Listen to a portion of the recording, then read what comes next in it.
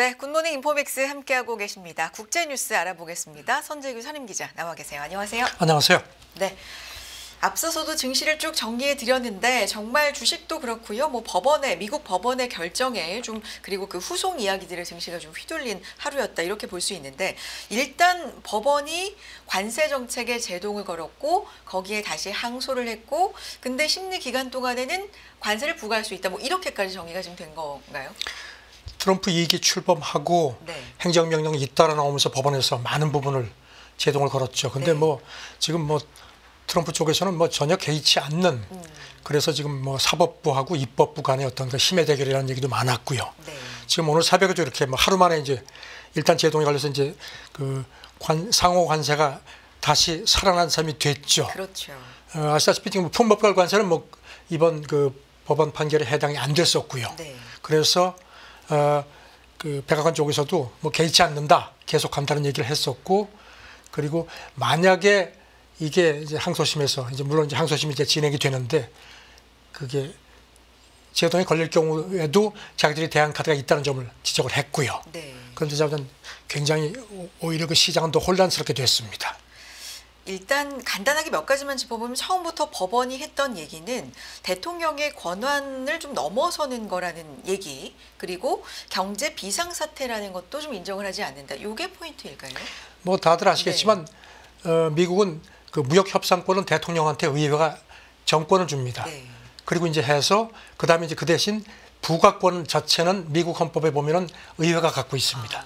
그런데 이제 트럼프는 비상경제 대권이라는 걸 해가지고 이제 비상사태다. 네. 그러니까 내가 해야 된다는 식으로 얘기를 했는데 그래서 이제 그걸 가지고 계속 이제 밀어붙여 왔는데 이번에 이제 그게 제동에 걸렸는데 그걸 일단 유보시킨 거죠. 저는 최근에는 그 유보라는 말이 많습니다. 그렇군요. 지금 시장에서도 간밤에 제동에 걸렸다가 바로 항소하고 또 다시 상호 관세가 일정 기간 동안 심리 기간 동안에는 살아나면서 이게 여러 가지 카드가 좀 나올 수 있다라는 분석이 그 동안에 있고 불확실성이 오히려 커졌다는 얘기가 있거든요. 네. 어떤 방법들 지금 나오고 있고 캐비넷에도 여러 가지 언급을 좀 했잖아요. 네, 폭스 비즈니스하고 대담하면서요. 네. 그렇게 얘기를 했습니다. 우리 개의치 않는다. 그리고 이제 물론 이 사람 예언대로 됐죠. 일단 항소심 때까지 이제 중지한 거를 중지시켰죠. 그렇죠. 그러니까 성공을 네. 확신한다고 했는데 그리고 또 이제 그 경제 긴급 권한법에 대해서 이게 네. 무역법이 굉장히 복잡하다. 그래서 무역대표부가 충분히 법적 근거가 있어서 그렇게 한 거라고 주장을 했습니다. 네. 그리고 만약에 이게 이제 항소심에서 이제 제동에 걸릴 경우 그런 일은 없을 거라고 자기는 본다고 하면서 다른 한 서너 가지 방법이 있다. 그러니까 무역법 같은 게 몇 가지가 있죠. 301조도 있고 여러 가지가 있으니까 그거를 쓸 수 있는데 그러면서 덧붙이기를 그런 걸 애초부터 쓸 수 있었는데 시간이 많이 걸린다는 겁니다. 왜냐하면 그래서 쓰지 않은 거다 이런 얘기를 했고요. 그리고 당장은 사용할 계획이 없다고 했는데 일단 이제 그 말은 맞게 됐죠. 네. 그 세네 개 다른 방법 여러 가지로 이제 보면 122조, 301조, 338조 굉장히 여러 가지 좀 방법들이 나오긴 나오더라고요. 대안으로. 그러니까 무역 확장법 232조 네. 이게 이제 국가안보 명분으로 해서 이제 활용을 해왔고요. 네. 그다음에 이제 슈퍼 301조 우리한테도 많이 이제 귀에 익죠. 불공정 무역 행위를 문제 삼아서 이제 관세를 부과하는 그런 법도 있고요. 다만 이제 이런 것들을 쓰면은 실사도 하고 하니까 시간이 많이 걸리거든요. 네. 그래서 이제 그렇게 했는데. 아시다시피 지금 트럼프가 그동안에도 이제 품목 관세는 자동차, 알루미늄, 철강, 자동차 부품이 이제 품목 관세고 이거는 이번 법원 판결과는 무관하죠. 그렇죠. 그리고 이제 거기 더해서 반도체, 의약품, 목재 같은 데도 품목 관세를 이제 매길 거라고 계속 이제 얘기를 해왔는데 이제 그런 것도 더 빠르게 쓰지 않겠느냐. 그래서 지금 이렇게 되니까 더욱더 무역 협상에 더 박차를 가하고 조금 더 그러니까 상대국들에 대한 압박이 더 거세지지 않겠느냐는 그런 관측이 좀 조심스럽게 나옵니다. 두 가지인 것 같아요. 오히려 이 주요국들과의 협상에 조금 더 속도를 낼 것이다라는 관측과 이렇게 제동에 한번 걸렸으면 조금 그 나라와의 협상보다도 어떤 산업별로 조금 그렇죠. 더 세심하게 하지 않겠느냐 이런 부분들 그리고 상대국들도 이렇게 된 이상 그렇죠. 우리한테 유리한 쪽으로 좀 더 보자 이런 당연하죠. 부분들. 그래서 네. 이제 지금 이제 그런 상황이 나오고 이제 트럼프가 더 몰아칠 것 같다는 그런 관측도 이제 예상이 되고요. 여러 가지가 있죠. 특히 이제 우리나라나 일본, 대만 같은 경우는 그동안에 이제 뭐 방위비 문제라든가 뭐 그 미군 주둔 분담금 높이는 문제 같은 이제 그런 카드를 이제 쓸 수 있는 거를 여러 차례 이제 이렇게 시사를 해왔는데 그런 게 좀 압박이 더 거세질 수도 있다는 그런 약간의 우려도 있을 수 있죠. 네. 그렇군요. 자, 그렇기 때문에 지금 뭐 사실 여러 국들이 얘기를 하고 있는 상황이었기 때문에 이게 어떻게 되는 거지에 초점이 좀 맞춰지고 있는데 계속해서 몇 개국하고는 조만간 타결될 거야 하는데 그 얘기를 계속 하긴 합니다. 네.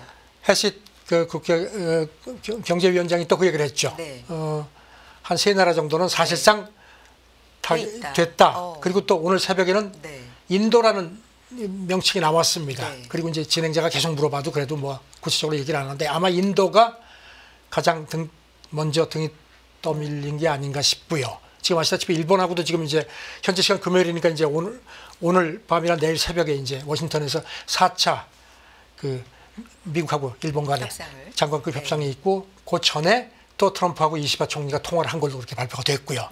그런 상태인데 지금 더 좀 백악관이 더 급해지지 않겠느냐는 그런 관측이 나옵니다. 여러 가지로 지금 일본 얘기해 주셨으니까 일본에 대한 얘기 조금 더 자세하게 들어가 보도록 하겠습니다. 대미 관세 협상을 주도하는 류세이, 아카자와 류세이죠. 일본 경제재생상 무역 불균형 해소를 위해서 미국산 전투기 구매를 더 할 수 있다. 뭐 이런 걸 시사했다고 하는데 어떤 내용입니까? 그리고 이제 이제 이 미국의 그 법안 과정 관련해서요. 지금은 이제 그게 조금 뒤로 가겠지만 트럼프가 이제 만약에 상소심에서 이제 백악관이 지는 경우도 이제 생각을 할 수가 있죠. 그럴 경우에는 이제 상호 관세를 아예 의회에서 부활시키는 입법도 추진할 수 있는 겁니다. 왜냐하면 공화당 이 상하원을 다 장악하고 있기 때문에 일단 가능한데 문제는 이제 내년 중간 선거 때문에 공화당 의원들도 자기들 지역구 사정이 있거든요. 그래서 이제 집단속을 잘해야 되는 이제 그런 부분도 있는데 일단 뭐 굉장히 변수가 많습니다. 그렇군요. 일본 같은 경우도 지금 이제 더 등 떠밀리게 생긴 셈이 됐죠. 그래서 지금 나오는 얘기가 트럼프가 그 이시바하고 통화하면서 우리 전투기 좋은 거 많다 한번 보러 와라 이런 얘기를 해서 일본에서 에이 뭐 약간 좀 발을 빼는 듯한 보도가 나왔었는데 지금 아카자와 일본 그 경제재생상 이 사람이 이제 관세 협상을 주도하죠. 일본 쪽에서 미국산 전투기 살 가능성을 시사를 했습니다. 어제 일본 총리하고 면담하고 나서 취재진한테 이렇게 얘기를 했습니다. 미국 무기 그 구입이 협상 카드가 될 수 있느냐 이렇게 기자들이 물어보니까 방위 장비를 사면은 그게 이제 워낙 고가품이니까 미국의 무역 흑자를 좀 늘려주는 그런 게 될 수도 있다. 그래서 그런 의미에서 시야에 들어올 수 있다. 살짝 시사를 했습니다.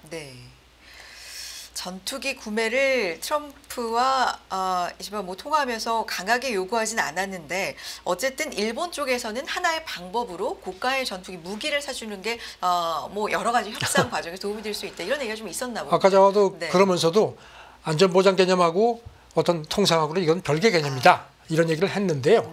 그런데 조금 이제 워낙 백악관에서 압박이 강하니까 조금 일본의 태도가 조금 바뀐 게 아니라는 그런 관측이 나옵니다. 그렇군요. 확실히 어떻게 하면 미국은 적자를 줄이고 협상 과정에 있어서 일본 쪽은 흑자를 줄이고 이런 쪽으로 집중이 될 거 아니에요. 그러면서도 자동차라든지 핵심은 뺏길 수 없다 뭐 이런 건데. 어제도 말씀드렸지만 이제 그 엔비디아 반도체를 좀 왕창 사주는 그런 것도 뭐 카드로 뭐 구상한다는 얘기도 있었고요. 지금 자우전 뭐 만약에 일본이 실제로 이렇게 관세 협상과 연계시켜서 미국 그 전투기를 사게 되는 경우는 이거는 또 우리나라에도 영향이 있을 수 있다는 관측도 나올 수밖에 없죠. 기억하시겠지만 트럼프 1기 때 2019년에 그때도 미국하고 일본이 그 관세 문제 가지고서 티격태격 하다가 그때 미국과 협상하면서 F-35 105대를 사기로 했습니다. 물론 이제 일본 방위력 증강 계획하고도 연계된 거지만 그리고 나서 미국산 쇠고기 관세율을 좀 낮춰줬죠. 일본 쪽에서. 그래서 식품 수입 규제를 완화하고 이제 그 반대급부로 일본이 이제 제일 목을 매는 자동차 관세가 이제 그때 2.5%인데 그거를 미국이 오케이 그럼 이거 그냥 손 안 되겠다 이렇게 해서 서로 바터를 했죠. 그러면서 주일 미군 분담금을 늘리는 방안도 검토하고 있다. 뭐 이런 보도가 나왔는데 이것도 부인했네요. 아사히가 그 이런 그 관세 협상과 연계시켜 가지고 일본이 주일 미군 분담금을 한 몇백억 엔 정도, 우리는 이제 한 몇천억 원 규모죠. 이걸 방안을 검토하고 있다고 보도를 했는데 여기 대해서 이제 관방장관이 어제 그거 사실 아니다 부인을 했는데 글쎄 뭔가 조금 연기가 나는 게 아니라는 그런 조금 의심스러운 눈치도 시각도 있습니다. 알겠습니다. 그런가 하면 트럼프 대통령의 하나의 이제 큰 구상 중에 하나가 이 골든돔이죠. 네. 네. 중국, 러시아, 북한이 일제히 반발하는 움직임이 있다라는 보도가 나왔습니다. 어떤 얘기입니까? 뭐 예상은 됐는데요. 네. 그래서 월스트리트저널이 이걸 정리를 했는데 그동안에 냉전 끝나고 나서 한 몇십 년간 나름 그 군비 통제 시대가 끝났다는 그런 게 많았고요. 그러다가 이제 최근에 이제 트럼프 2기 들어오고 나서 이제 상황이 많이 바뀌었죠. 특히 우크라이나 전쟁도 지금 계속 이어지고 있고. 그래서 이제 핵 전쟁에 대한 그런 뭐 최후의 시계라는 것도 그동안에 있었는데 많이 앞당겨졌다는 얘기도 나오고 해도 이제 사람들이 많이 잊고 있었는데 이제 그런 두려움이 다시 이제 부각이 된다는 그런 지적입니다. 그리고 이제 특히 이 트럼프의 그 골든돔 구상 관련해서 미국 본토를 가장 위협할 수 있는 무기 기술을 가진 나라는 사실 중국, 러시아, 북한이라는 점을 상기시켰습니다. 그래서 시진핑하고 푸틴이 지난 8일인가요? 양국 정상회담 직후에 공동성명 발표하면서도 골든돔, 이게 우주도 무력 충돌장으로 전락시킬 수 있다고 경고를 했었죠. 네. 북한도 우주 핵전쟁의 각본이라고 공개적으로 비난을 했습니다.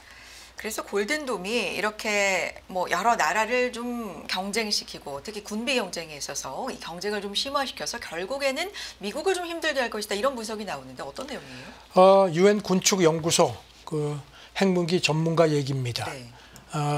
미사일 방어라는 게 어떤 신기루 같은 거라는 겁니다. 미사일 뭐 골든돔이 뭐 뭐든지 막을 수 있다고 하는데 세상에 뭐든지 막을 수 있는 창은 없다는 겁니다. 기술적으로도 아무리 발달을 해도 여기 미사일이 날아오면은 85% 이상을 요격하는 게 현실적으로 힘들다는 게 이 사람 지적입니다.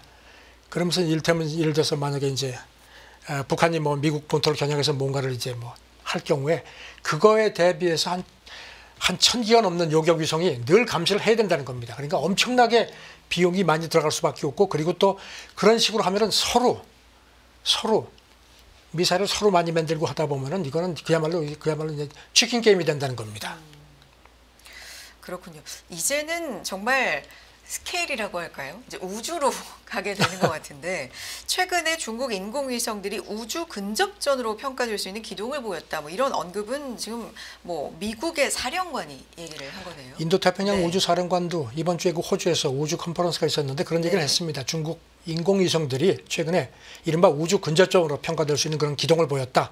이게 지금 미국하고 동맹을 상대로 어떤 우주에서의 도전을 본격화하는 그런 걸 준비하라는 또 다른 증거라고 또 강조를 했습니다. 물론 이 사람은 이제 군인입니다.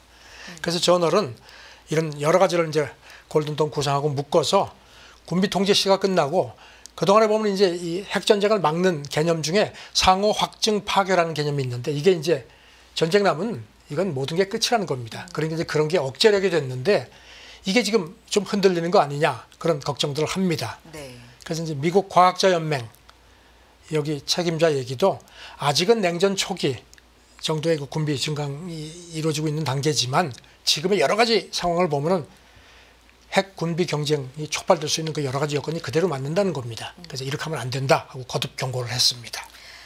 알겠습니다. 자, 다음 얘기로 넘어가 보겠습니다. 나토 회원국들이 러시아 위협 심화에 대비해서 전술 훈련을 실시한다. 이 훈련 내용도 보면 핀란드에서 뭐 전투기 고속도로 비상 착륙, 미사일 회피 기동 뭐 이런 내용들이 있네요. 금요일 아침부터 자꾸 이렇게 좀 어두운 말씀을 드리게 되는데 그냥 네. 이런 그 연계시켜서 말씀을 드리는데 더 타임스 보도인데요. 핀란드가 1960년부터 이제 왜냐하면 핀란드는 지금 러시아하고 국경을 엄청나게 길죠. 그러니까 항상 그 러시아의 어떤 그 침략 가능성에 대비를 해서 특히 이제 그 전투기 훈련을 하는데 이를테면 이제 만약에 전쟁이 나면 이제 전투기가 활주로 같은데 착륙하지 못할 수도 있으니까 이제 그럴 때 고속도로 영화에 보면 그런 게 있죠. 그래서 그런 훈련을 한다는 겁니다. 그랬는데 올해도 했는데 이제는 핀란드만 하는 게 아니고 독일도 했고 뭐 영국도 하고 네덜란드도 지금 해서 핀란드가 이제 그쪽 그 고속도로에 전투기가 착륙하는 것도 이제 특수 기술인데 그런 노하우를 많이 전수를 했다는 겁니다. 네. 그래서 이제 유사시의 이른바 신속 전투 개념이라는 겁니다. 그래서 이제 이런 것도 한다는 건데 참 이런 훈련까지 해야 하는 현실이 참 암담합니다. 최근에 뭐 군사력, 국방비 이런 쪽에서는 각국이 진짜 경쟁을 더욱더 심화되고 있다, 격화되고 있다 이런 얘기들인데 오늘도 일련의 그런 내용들 좀 전해주셨습니다. 다음 내용 넘어가 보겠습니다. 미국과 중국의 얘기에서 이제 히토류 얘기가 빠질 수가 없는데 중국이 미국에 대해서하고는 달리 유럽에서는 이 히토류에 대해서 수출 통제를 좀 완화될 조짐을 보이고 있다고요? 뭐 기억하시겠지만 그 미국하고 중국이 이제 관세 전쟁 시작했다가 물론 이제 지금 이제 잠정 휴전이지만요. 그때 뭐 서로 막 그냥 관세를 높이다가 그 와중에 이제 중국이 히토리 한 7종류 정도 오케이 수출 통제하겠다 그렇게 했거든요. 그리고 이제 휴전되고 나서 그 많은 부분은 해결이 됐는데 중국이 요거는 아직까지 풀지 않고 있습니다. 네. 그런데 지금 보면은 그 베이징에서 지난 화요일에 그 중국 정부가 주도를 해가지고 중국 기업들하고 그 유럽 기업들을 초청해서 특히 이제 이런 그 IT 쪽 뭐 반도체 이런 데 있는 기업들을 해서 이제 공급망 이제 설명회 같은 걸 했는데요.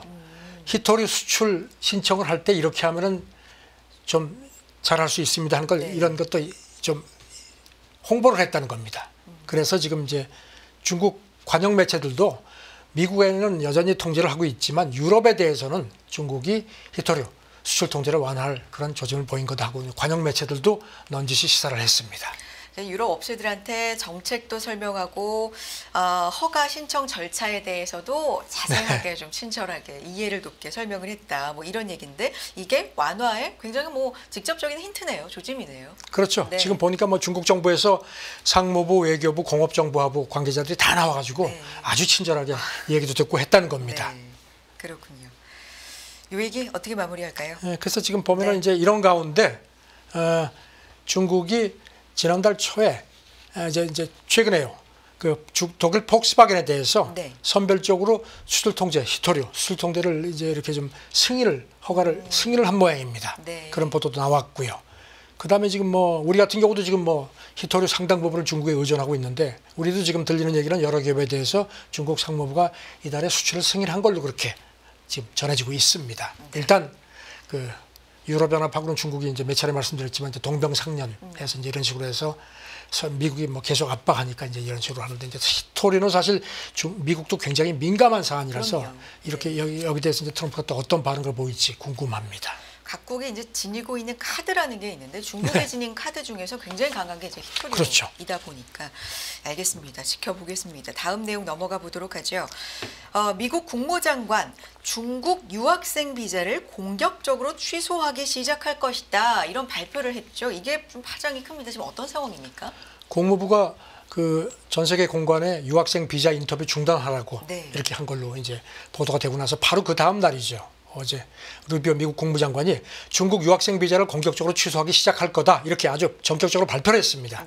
뭐 여러 가지가 지금 이제 배경으로 관측됩니다. 물론 이제 하버드 대학을 겨냥한 이제 그런 그 트럼프의 괘씸죄 측면도 있지만 뭐 중국하고의 기술 뭐 패권 경쟁도 있고 그다음에 이민 단속 강화, 미중 무역 협상 여러 가지가 지금 연계된 걸로 그렇게 분석이 됩니다. 네, 국무장관이 더 구체적으로 어떻게 언급을 한 겁니까? 성명에서 이렇게 얘기를 했습니다. 중국 공산당과 관련이 있거나 그다음에 중요 분야, 이게 미국의 안보하고 직결된다는 거죠. 분야에서 연구하는 경우를 포함해서 중국 유학생들의 비자를 적극 공격적으로 취소하겠다. 그리고 이제 여기 덧붙여서 앞으로 중국하고 홍콩에서 들어오는 모든 비자 신청에 대해서 심사도 강화하기 위해서 비자 기준도 바꾸겠다고 덧붙였습니다. 여기 대해서 미국 온라인 매체 악시오스가 미국 고위 당국자가 사실은 이게 중국하고의 무역 협상하고 맞물려 있습니다. 이렇게 또 실토를 했다는 겁니다. 이게 사실 근데 명분으로는 기술 유출 뭐 이런 부분하고도 좀 연관을 짓고는 있는데 무역 협상이 맞물려 있다. 뭐 이런 얘기를 실토했다라는 말씀이시고 중국 유학생의 합법적 권익을 심각하게 훼손한다. 외교부 대변인은 당연히 이런 얘기 했습니다. 네, 중국 외교부 대변인이 어제 정례 브리핑에서 기자들이 물어보니까 이데올로기하고 안보를 구실로 중국 유학생의 합법적 권익을 심각하게 훼손하고 두 나라 간의 정상적 인문 교류를 방해한다. 단호히 반대하고 교섭을 뭐 제기했다 이렇게 얘기를 하는데 그런데 지금 중국은 그래도 좀 잘해보자는 쪽인 것 같습니다. 그 이제 이 외교부 대변인이 미국이 스스로의 이미지를 훼손하는데 근데 이제 기자들이 그러면 보복하겠느냐 그랬더니 거기는 즉답하지 않았습니다. 그리고 뭐라고 얘기를 했냐면 중미가 서로 마주보고 건설적이고 안정적이며 지속 가능한 발전에 도움이 되는 일을 더 많이 하기를 희망한다. 이게 포인트 같습니다. 네. 트럼프 대통령의 뭐 하버드 유학생 뭐 이런 이슈부터 시작해서 지금 사실 유학 준비하는 학생들도 그렇고 굉장히 좀 혼란이 좀 많다고 하는데, 일단 미국 유학생이 중국이 인도에 이어서 두 번째로 많은 나라라면서요? 네. 네. 지금 뭐 그렇게 분석이 되고요. 보면은 미국의 그 국제교육연구소가 분석을 한 거 보면요, 2019년 같은 경우에는 미국에 유학하는 중국 학생이 한 37만 명. 근데 작년 같은 경우에 한 27만 한 7천 명, 많이 줄었습니다. 그래도 여전히 미국 내 전체 유학생의 한 4분의 1 가량. 그러니까 이제 중국 유학생을 다 쫓아버리면은 미국 이 등록금 같은 게 미국 대학이 가뜩이나 지금 뭐 재정이 어려운데 더 심각한 충격이 불가피하다는 겁니다. 지금 트럼프가 기억하시 그저께인가 하버드 네. 계속 압박하죠. 외국인 학생 비율이 지금 30%가 넘는데 절반 이하로 낮춰라, 이렇게 압박을 또 했습니다. 네. 뭐 그러면서 국내에서 들어가고 싶은 학생들이 많아도 외국 학생들이 너무 많으니까 뭐 피해를 받는다 이런 얘기도 했던데 어쨌든 속내는 여러 가지 뭐 무역이라든지 이런 것들, 기술 유출 이런 것들이 좀 섞여 있다라는 거고요. 단체들도 좀 가만히 있지는 않은 것 같아요, 지금. 그 국제교육자 협회라고 이제 그 글로벌 유학 문제에 상당히 영향력이 있는 NGO입니다. 네. 여기 CEO가 지금 뭐 유학생 가지고 자꾸 뭐라 그러는데 사실 여러 가지 미국의 혁신이라든가 뭐 여러 면에서 미국의 탁월함에 기여해온 큰 자산이다. 근데 그거를 스스로 이렇게 깎아내리는 거는 이건 미국의 자멸 가는 거라고 아주 강하게 비판을 했습니다. 네. 알겠습니다. 얘기 여기까지 듣도록 하겠고요. 다음 얘기 넘어가 보겠습니다. 유엔이 현재 인도주의 위기 지속을 강하게 비난한다. 지금 이스라엘과 미국이 주도하는 가자 주민 구호가 좀 혼선을 빚고 있기도 하고, 이쪽 상황이 어떻게 돌아가고 좀 설명드리면 네. 그 하마스하고 이스라엘이 휴전했다가 1단계 끝나고는 3월 초였죠. 끝나자마자 바로 이스라엘이 또 공격을 막 계속하고 하면서 이제 막 그냥 가자 주민이 막 그냥 굶어 죽는 사람들이 막 늘어나니까 이제 국제사회가 막 압박을 했죠. 그러니까 이제 이스라엘도 안 되겠다 싶었던지 그 미국하고 해가지고서 이제 이른바 이런 그 구호 특별 시스템을 만들었습니다. 네. 유엔을 대체하는 배급 시스템을 만들어서 이제 현지 시각 화요일부터 구호품을 나눠주기 시작했는데 막 그냥 뭐 질서가 엉망이고 막 경고 사격하고 뭐 사상자도 발생했다는 얘기. 물론 이제 이스라엘 쪽은 아니라고 하는데 그런 상태. 그러니까 이제 안보리까지 소집이 됐습니다. 그래서 안보리에서 유엔 그 중동평화 특별조정관이 이렇게 아주 직격을 했습니다. 배가 침몰했는데 구명보트 단락 한 척만 보낸 격이다.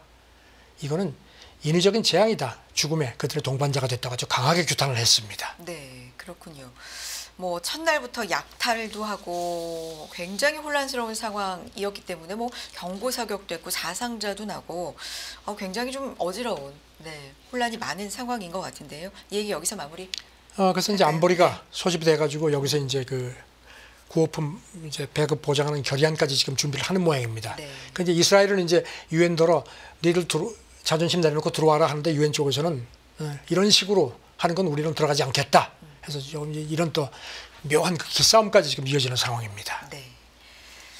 알겠습니다. 다음 얘기로 넘어가 보겠습니다. 일론 머스크가 샘 울트먼이 아부다비에 세계 최대 인공지능 데이터 센터 설치하는데 동참하지 못하도록 방해했는데 이것 뜻을 못 이뤘다. 결국엔 이렇게 됐다. 그러니까 그 뒤에서는 근데 방해가 있었다. 이런 보도가 있었거든요. 뒷얘기인가 봐요. 머스크가 정부효율위원회 일하고 이제 나왔죠. 그렇죠. 그러면서 묘하게 지금 트럼프하고 조금 좀 관계가 좀 정같지 않다는 그런 그 조짐들이 있거든요. 뭐 정책에 대해서 비판도 하고. 그런 맥락인지 월스트리트저널이 네. 이제 보도를 한 게 있는데요. 그 지난번 중동 갈 때 이제 그 오픈 AI CEO를 데리고 갔거든요. 그래가지고 그때 카타르 가서 그때 이제 그 아랍에미리트에서 200억 달러 정도로 추산되는 그 데이터 센터 설치하는 그 계약을 체결을 했는데 네. 지금 월스트리트저널 보도는 이걸 머스크가 방해를 했다는 겁니다. 그쪽에다가 우리 이제 왜냐하면 이제 오픈 AI 경쟁사를 하나 만든 게 있죠. 우리가 거기 들어가지 않으면 트럼프 대통령이 이거 승인하지 않을 거다 했는데 실제로 계약이 체결됐거든요. 그러니까 머스크 AI 기업 XAI. 그렇죠. 네. 그리고 들리는 얘기는 트럼프가 모른 척했다는 겁니다. 그래서 좀 조금 화가 난 모양입니다. 네. 그리고 또 중동 갈 때도 알트만이 수행은 되고 이렇게 된 다음에 이거를 머스크가 뒤늦게 알고 나도 간다 해가지고 끼어서 가서 그때부터 조금 좀 기분이 좀 좋지가 않았던 모양입니다. 아시다시피 지금 오픈 AI 경쟁사를 만들어서 거기에 이제 뭐 나름 챗봇을 만들고 있는데 챗 GPT 못 따라간다는 지적들이 많거든요. 그래서 지금 머스크가 조금 좀 이런 좀 섭섭한 부분이 있는 모양입니다. 그렇군요. 계속해서 이 충성을 다했다고 할까요? 뭐 그런 관계도 약간은 좀 삐그덕하는 뒷이야기들도 있고요. 어제 하버드대학 졸업식이 있었습니다. 네. 총장이 유대계입니다. 그런데 지금 이제 트럼프가 계속 하버드를 이제 압박하는 것은 반유대주의의 상징이라고 지금 그래서 하는 건데 이렇게 졸업식 시사에서 이렇게 얘기를 했습니다. 세계 각 어디에서 왔든 모두 사고의 지평을 넓히고 그 과정에서 생각을 바꿀 준비가 되어 있어야 합니다. 모든 사람들이 기립박수를 쳤다고 합니다. 지금 보면은 스티븐 레비츠키라고 우리나라에서도 이제 베스트셀러 어떻게 민주주의가 무너지는가를 이제 그 저자인데 하버드대학 교수입니다. 이 사람이 아르헨티나 방문 중에 이제 현지 언론하고 인터뷰했는데 이런 얘기를 했습니다. 자기는 시민사회의 힘을 믿는다. 지금 모든 게 이렇게 막 엉망이 되어 있지만 결국 힘의 균형이 이루어질 거라고 자기는 생각한다. 그래서 자기는 아직까지 포기하지 않는다. 이런 얘기를 합니다. 네. 함의하는 내용들이 좀 있네요. 네, 생각해 보겠습니다. 국제뉴스 이렇게 전해주셨고요. 선재규 선임기자 함께했습니다. 말씀 고맙습니다. 네, 감사합니다. 매일 돈을 쓰는데 그 가치는 누가 정할까요? 정답은 슈퍼달러 슈퍼리치에 있습니다. 복잡한 공식은 빼고 투자 타이밍을 잡는 환율의 핵심만 담았습니다. 빠르게 변화하는 금융시장, 그 중심엔 언제나 환율이 있습니다. 오늘부터 환율과 썸 타볼까요?